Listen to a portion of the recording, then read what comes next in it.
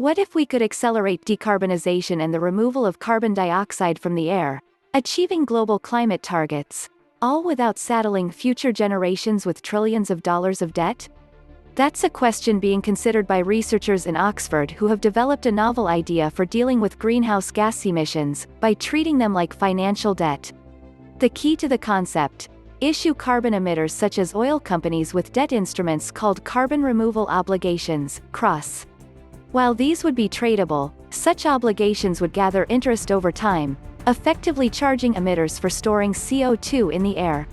The payments on the debt could be used to pay for carbon dioxide removal as such technologies become available at scale. The brainchild of PhD researcher Johannes Bednar of the Austrian International Institute for Applied Systems Analysis in conjunction with the University of Oxford, the concept for carbon removal obligations offers a reversal of the current situation, in which polluters are free to emit greenhouse gases while making vague promises about decarbonizing operations and using carbon capture technologies that don't yet exist. This means current generations are able to pass the buck of ever higher concentrations of CO2 onto future generations to deal with. The costs of reversing the damage done by today's carbon polluters have been estimated at some $535 trillion, many times the size of the entire global economy. CROs, on the other hand, immediately put the responsibility for carbon removal onto the emitter.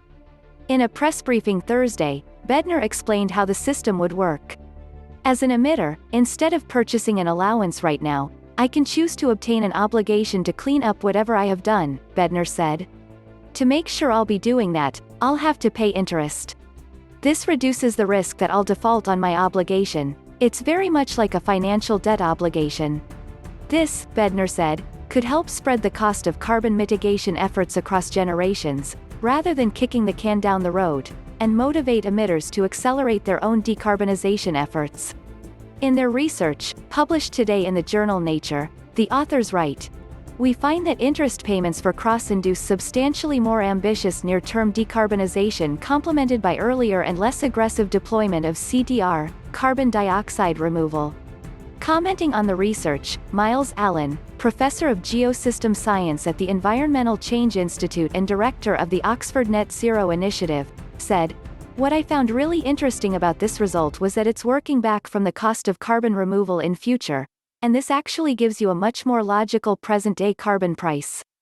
In the EU, the carbon price is determined essentially politically by what leaders think the market will bear, but this, the CRO proposal, gives you an objective value of carbon today.